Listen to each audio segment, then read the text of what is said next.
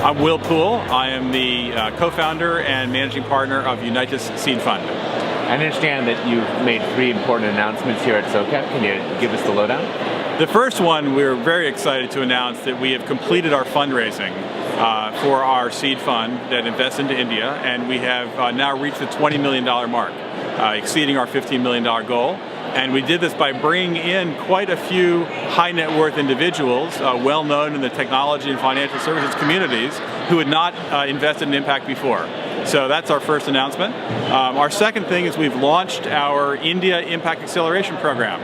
And that's basically how we're going to spend that $20 million that we've raised. And we're going to do this by working throughout India to find the best entrepreneurs, also to work with incubators, to find the best incubators and help them produce more venture-ready entrepreneurs to come out that we can invest in. And the third thing is to provide technical assistance to these entrepreneurs that are building impact businesses to help them become more successful more quickly.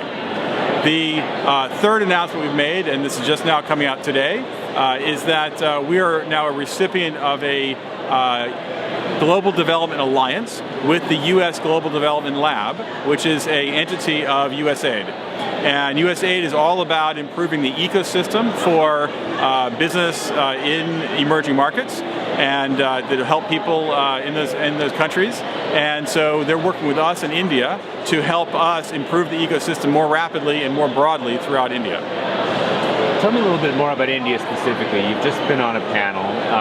Give us a layman's perspective on exactly what that ecosystem means, where it's going, the role you're playing, and how the heck we measure when this is a success or not. Sure. So the impact ecosystem in India is really quite interesting in that there are a lot of great entrepreneurs. And India is certainly well known for its IT outsourcing, but after doing that for 20 years now, there's a lot of people that have learned how to run and scale businesses and start really good ones, and they're now putting their attention into the area of impact. So there's a great supply of entrepreneurs on one hand.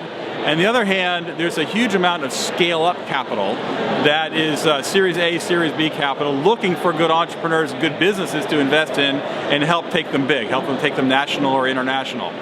There is, however, a dearth of capital in the seed stage, and people call this the seed gap or the Series A crunch or the valley of death. And so one of the problems in the Indian ecosystem is this lack of sufficient seed capital to help entrepreneurs move from having a great idea to being ready to scale that with a large amount of capital. So that's one of the interesting both positives of the ecosystem, but also deficiencies. There's a growing number of incubators that are trying to produce and help companies be more successful as they get started in India, but a lot of them are not actually producing venture investable output. The entrepreneurs are good, but they're not ready yet to be invested in. So there's a bit of a failing in the ecosystem there, and we and others are looking to help improve that. I'd say the final aspect of the ecosystem in India is that because tech has been so strong there, there's very good mentor capital. There are people who have built companies successfully, and then they're looking to help provide advice, guidance, be a board member, maybe a part-time contributor to these young entrepreneurs and help them be successful. So that part is very exciting, that there's mentor capital as well as venture capital available in India.